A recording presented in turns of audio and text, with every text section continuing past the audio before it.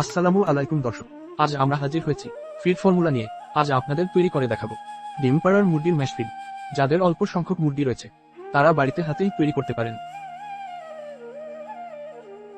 দর্শকের ভিডিওতে সকল তথ্য দেওয়া আছে, তাই ভিডিওটি শেষ পর্যন্ত দেখুন।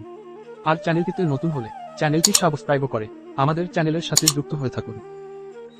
দর্শক, লেয়ার ফিড কেন তৈরি করবেন? বন্ধুরা, লেয়ার ফিড মূলত ডিম পাড়া মুরগির জন্য বানানো হয়েছে। এতে কিছু প্রয়োজনীয় উপাদান ব্যবহার করা হয়েছে যাতে মুরগি খুব বেশি ডিম দেওয়ার সক্ষমতা রাখে। বন্ধুরা, ফিডের যে উপাদানগুলো দেওয়া থাকে এবং এই উপাদানগুলোর কি কি কাজ রয়েছে তা জেনে নিন। Number 1, protein. এটার কাজ মুরগির বডি গ্রোথ করে, ইমিউনিটিকে বৃদ্ধি করে এবং অনেকগুলো ফাংশনে কাজ করতে সাহায্য করে। নাম্বার 2, এটা হলো ক্যালসিয়াম। ক্যালসিয়াম মুরগির অনেক গুরুত্বপূর্ণ একটি উপাদান। এটা মুরগির ডিমের খোসা তৈরিতে সাহায্য করে, কারণ ডিমের খোসা ক্যালসিয়াম কার্বনেট দিয়ে তৈরি এবং মুরগির অনেকগুলো ফাংশনে কাজ করে থাকে। Number 3, energy. এনার্জি আপনার মুরগির জন্য অনেক গুরুত্বপূর্ণ একটি উপাদান। মুরগির সকল ফাংশনে এনার্জির প্রয়োজন রয়েছে। দর্শক, মুরগির এনার্জি সংকটে অনেক ধরনের সমস্যার সম্মুখীন হতে পারেন এবং ডিম দেয়া কমে যেতে পারে। এরপরে রয়েছে ফসফরাস, সোডিয়াম ক্লোরাইড ইত্যাদি। এরকম অনেক উপাদান দিয়ে লেয়ার ম্যাশ ফিড তৈরি করা হয়। এর মধ্যে কোন একটি উপাদান কম থাকলে কাঙ্ক্ষিত ফলাফল পাওয়া যাবে না।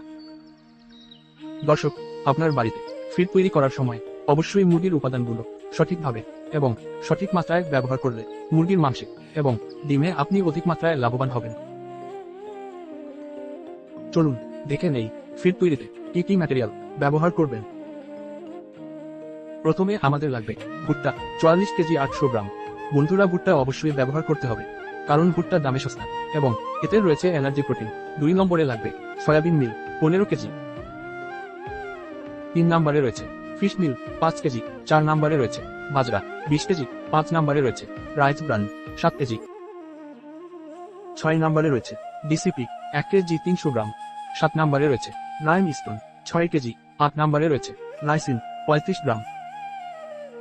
9 নম্বরে রয়েছে সোডিয়াম 300 গ্রাম।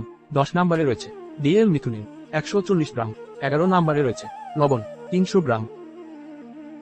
দর্শক বন্ধুরা, এ সকল উপাদান খুব সহজেই আপনারা পেয়ে যাবেন এবং যে সকল খাবার অনেক বড় সেগুলি প্রথমে গ্রাইন্ডার করতে হবে, পরে ভালোভাবে দানাদার এবং মেডিসিন একত্রে মিক্সার করে মুরগিকে খাওয়াতে পারেন। বন্ধুরা, আমরা ভিডিওর শেষ প্রান্তে চলে এসেছি। আপনাদের কোনো তথ্য জানার থাকলে কমেন্ট বক্সে জানাতে পারেন। ভিডিওটি শেষ পর্যন্ত দেখার জন্য আপনাকে অসংখ্য ধন্যবাদ।